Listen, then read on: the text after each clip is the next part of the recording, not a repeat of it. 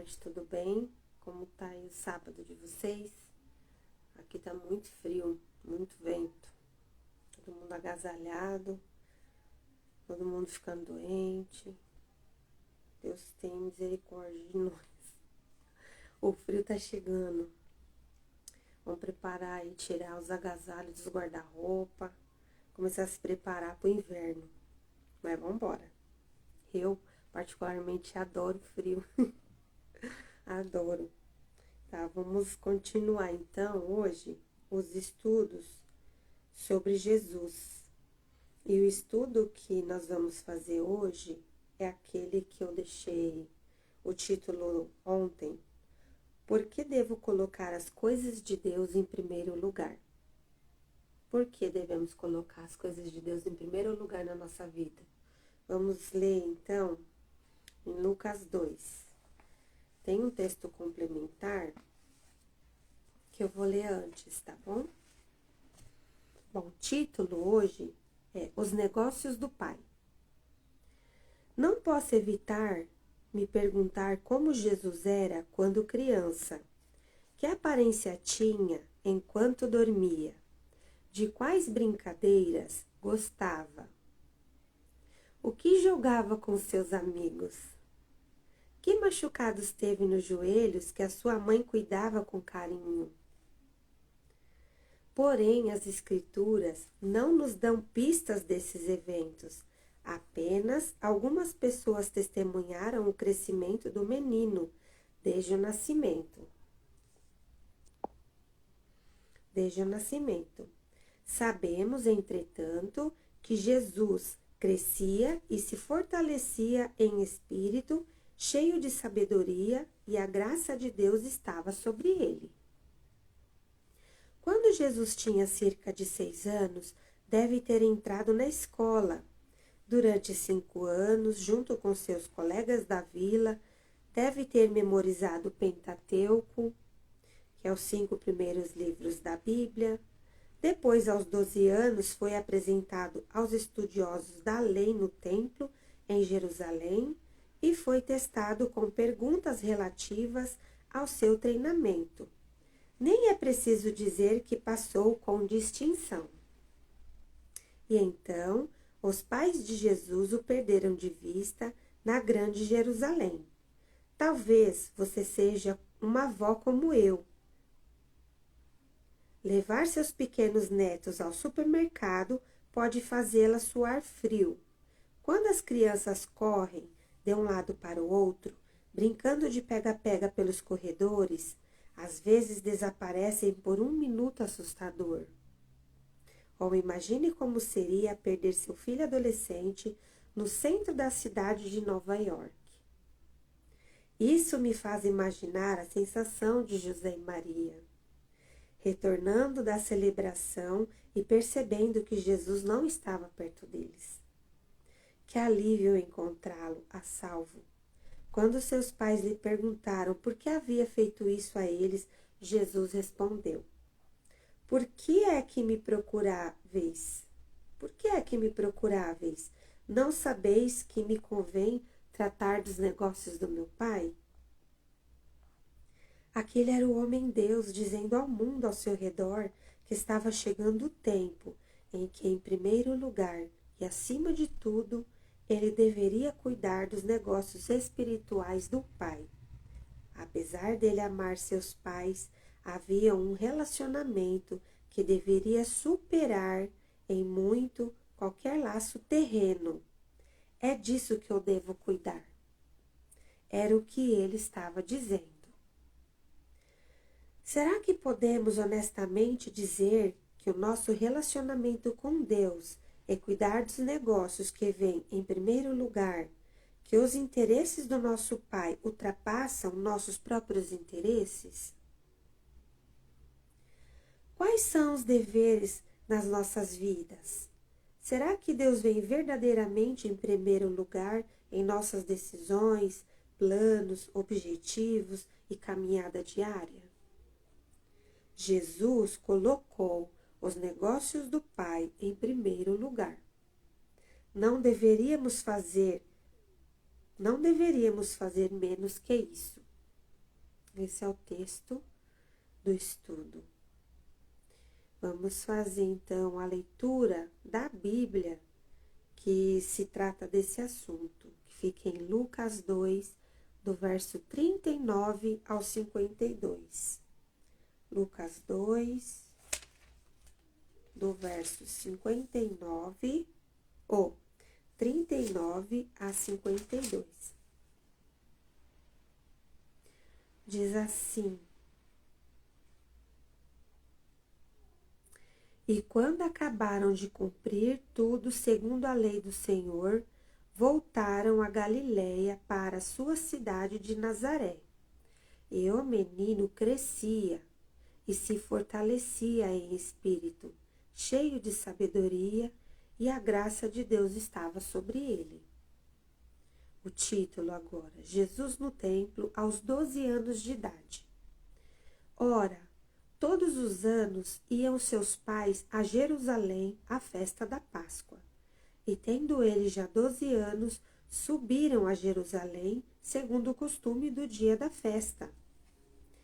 E regressando eles, terminados aqueles dias, ficou o menino Jesus em Jerusalém, e não soube José nem sua mãe. Pensando, porém, eles que viria de companhia pelo caminho, andaram caminho de um dia, procuravam-no entre os parentes e conhecidos, e como não encontrassem, voltaram a Jerusalém em busca dele. E aconteceu que, passados 3 dias, o acharam no templo, assentado no meio dos doutores, ouvindo e interrogando-os. E todos os que ouviam admiravam a sua inteligência e respostas. E quando viram, maravilhavam-se. E disse-lhe sua mãe: Filho, por que fizeste assim para conosco? E eis que teu pai e eu, ansiosos, te procurávamos. E ele lhes disse: Por que é que me procuráveis? Não sabeis, porém, não sabeis que me convém tratar dos negócios do meu pai? E eles não compreenderam as palavras que lhes dizia. E desceu com eles e foi para Nazaré, e era-lhe sujeito, ou seja, Jesus, sendo filho de Maria e José, ele teve que acompanhar os pais. Ele devia obediência aos pais da terra, aos pais terrenos, porque um dos mandamentos de Deus é honrar pai e mãe. E ele sendo um menino, tratando do reino do céu, tá aprendendo das coisas de Deus, os pais dele se desesperaram porque perderam ele de vista e foram embora, e ele ficou perdido e ficaram 3 dias procurando até encontrar. Quando eles interrogam Jesus e falam: Menino, por que fizeste isso conosco? A gente está aqui doido te procurando e você some. E Jesus: Por que me procurando? Por que vocês estão me procurando? Vocês não sabem que eu tenho que tratar das coisas do meu pai? Porém, Jesus, contudo, entretanto, devia obediência aos pais terrenos, a Maria e José. E ele aceitou voltar com eles, né? É uma criança. Obedeceu os pais e voltou com eles para casa.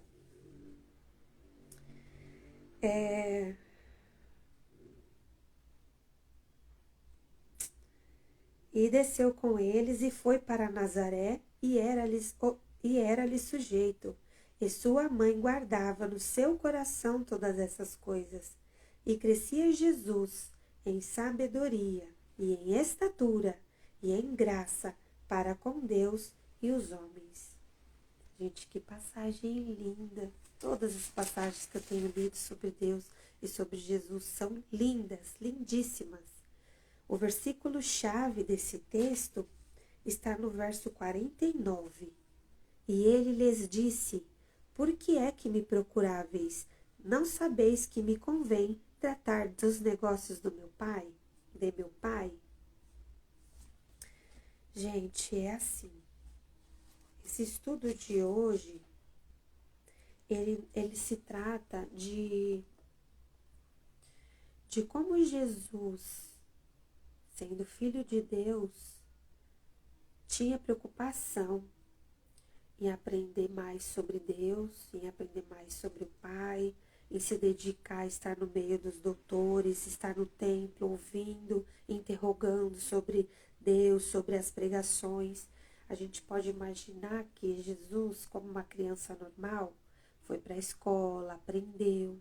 Ele aprendeu a profissão do pai dele, né, de José, o pai terreno, o marido da Maria, José e Maria, os pais de Jesus. Ele aprendeu uma profissão com o pai, porque as profissões antigamente passavam, né, de geração em geração. Se o pai dele era carpinteiro, ele aprendeu uma profissão, ele era carpinteiro. A Bíblia não relata a vida de Jesus quanto criança, na infância, o que ele fazia, como ele brincava, como ele se relacionava com as crianças. Não conta sobre como ele aprendeu a profissão, como ele exercia, não conta. A Bíblia não conta esses detalhes da vida de Jesus. Mas podemos imaginar que Jesus aprendeu a Bíblia. No caso, era o Pentateuco, né, os 5 primeiros livros da Bíblia. Jesus aprendeu uma profissão. Jesus, ele ia para o templo. Ele tinha contato com, como eu posso dizer, ele ia para o templo, ele tinha contato com as pessoas lá no templo. Ele, tanto que na festa da Páscoa, onde os pais deles foram para a festa na Páscoa, lá no templo, ele fugiu, assim, não que ele fugiu, dispersou, saiu, foi caminhando, foi passear, chegou até o templo e ficou lá, intertido, aprendendo, interrogando. E os pais dele, assim, procurando ele desesperadamente. Cadê Jesus? Cadê Jesus? Jesus, uma criança, sumiu. Os pais foram embora, achando que poderiam encontrar ele no caminho. E não encontraram, passaram um dia viajando e não encontraram Jesus. Aí, 3 dias depois que ele estava desaparecido, encontraram Jesus no templo, tratando dos negócios do Pai, ou seja, tratando do reino de Deus. E aí fica a pergunta para nós. A gente tem colocado os negócios de Deus, os assuntos referentes ao reino de Deus em primeiro lugar na nossa vida? Porque hoje nós temos uma vida corrida, agitada, correndo de um lado para o outro, a gente não tem tempo para nada. As pessoas andam assim numa correria, numa vida frenética, trabalho, estudo, curso, faculdade, praticar esporte, ir para academia atrás de um corpo perfeito. Internet, né? O tempo inteiro enfiado numa internet, vendo rede social, indo pra festa, balada. São tantas coisas que tiram nosso foco, nossa atenção. E a gente não tem tido tempo para nos relacionar com Deus, para buscar primeiro o reino de Deus. Porque a Bíblia ela nos fala que buscai primeiro o reino de Deus e a sua justiça, e as demais coisas serão acrescentadas. Jesus, sendo Filho de Deus, a gente olha assim, ele não precisava buscar ao Pai, buscar a Deus. Aparentemente, a gente olhando, Jesus, ele orava, ele subia ao monte, ele passava muitas horas orando em jejum e oração. Jesus, antes de ser crucificado, ficou 40 dias no deserto, passando fome e sede, caminhando pelo deserto, em oração, buscando o espiritual, buscando respostas de Deus, buscando acrescentar a fé dele, fortificar a fé, porque ele sabia o que viria adiante seria difícil para ele passar. e foi tentado no deserto, e ele era filho de Deus. Ou seja, se Jesus padeceu, sofreu tentação e foi crucificado, e ele colocava o reino dos céus, o reino de Deus em primeiro lugar, imagina nós, pobres, seres humanos, pecadores, nós somos a poeira, não somos nada, né? Não somos ninguém, somos uma poeira, um vestígio de poeira no universo, perto da grandeza de Deus. E nós não temos buscado colocar o reino de Deus em primeiro lugar na nossa vida. Como a gente pode querer o céu, almejar o reino de Deus, almejar a salvação, almejar descanso para nossa alma, quando o reino de Deus na nossa vida vem em último lugar? Às vezes nem vem, a gente não tem tempo não para servir a Deus, não tem tempo para buscar as coisas de Deus, é só correndo para trabalho, dinheiro, curso, corpo perfeito, academia, balada, é só curtição, é só alimento para carne. Ninguém busca, modo de dizer assim, a gente não busca o reino de Deus em primeiro lugar. Só que quando Jesus voltar, nós precisamos estar preparados. E quando Jesus voltar, a gente tem que pensar assim, meu Deus, e agora? O que eu fiz? O que eu fiz, eu deixei de fazer? Vai mudar a minha história. Vai mudar todo o rumo da minha história na eternidade. Será que eu vou ser salvo? Será que eu terei direito à salvação? O que eu fiz? Tudo bem que nada que a gente faça compense o sacrifício que Jesus fez por nós, porque a salvação é de graça. A salvação é pela graça. Mas a gente tem que fazer. O mínimo que a gente deve fazer é buscar o reino de Deus em primeiro lugar e a sua justiça, e todas as outras coisas serão acrescentadas. É viver pela fé e aceitar Jesus Cristo como nosso único e suficiente Salvador. São algumas coisas que a gente precisa fazer. Deus pede que nós reconheçamos a Jesus como nosso Salvador, que a gente busque o reino de Deus em primeiro lugar, que a gente obedece e cumpra os mandamentos de Deus. É o mínimo que a gente pode fazer, é o mínimo, porque a salvação vem de Deus, a salvação vem através de Jesus. Nada, nenhum sacrifício que a gente faça paga a nossa salvação. A gente pode fazer tudo, cumprir tudo e não ser salvo. Então, a salvação é através de Jesus Cristo. Não é cumprir regras, cumprir leis, ficar preso a doutrinas de homens. Não é isso. A salvação é pela graça, somente através da graça, é por meio de Jesus Cristo. Se Jesus Cristo buscava o reino de Deus em primeiro lugar, sendo filho de Deus, legítimo, imagina nós. Nós precisamos muito mais, nós devemos muito mais. Nós precisamos buscar e colocar o reino de Deus acima de todas as coisas, acima de tudo na nossa vida. Primeiro Deus. Primeiro Deus. Não é primeiro meu trabalho, primeiro minha academia, primeiro minha baladinha, primeiro a minha cervejinha, primeiro meus amigos, primeiro meus parentes, não. Primeiro dinheiro, não. Nada disso. Primeiro Deus, primeiro o reino de Deus, primeiro obedecer a Deus, primeiro é o reino, primeiro é Deus. A gente deveria ter sede de Deus, do reino de Deus. Que todas as outras coisas serão acrescentadas na nossa vida. Outro passo seria aceitar Jesus, reconhecer a cruz, aceitar a cruz. Somente assim que nós podemos ter uma vida com Deus, uma vida espiritual, podemos acreditar e crer na nossa salvação. É isso. O texto de hoje se refere aos negócios do Pai. O que temos colocado em primeiro lugar na nossa vida. Se você não está colocando Deus como centro e principal na sua vida, não vai fluir, tudo vai ficar ruim. Ou seja, não, você vai andar, você vai nadar e morrer na praia. Quer ter uma vida abençoada, bem-sucedida?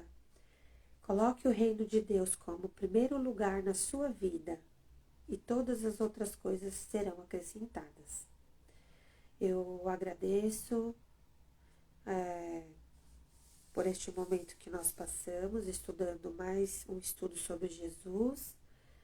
E hoje eu gravei esse estudo. Amanhã é domingo, Dia das Mães. Não vou gravar o estudo, porque eu vou passar o Dia das Mães com as minhas filhas, almoçar com minhas filhas, vou curtir o dia com elas. E na segunda-feira a gente continua o estudo sobre Jesus. O próximo estudo vai ser sobre: gosto de depender das minhas próprias forças e habilidades. O que há de errado nisso?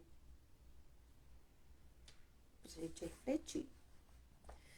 Gente, eu agradeço.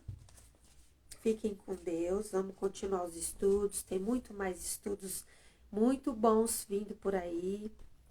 Começou com Deus, nosso estudo. Depois vem Jesus Cristo. Vem muitos outros estudos muito bons, muito top. Eu tenho certeza que vocês vão gostar, tá bom? Beijinho, fiquem com Deus. Ótimo fim de semana para vocês.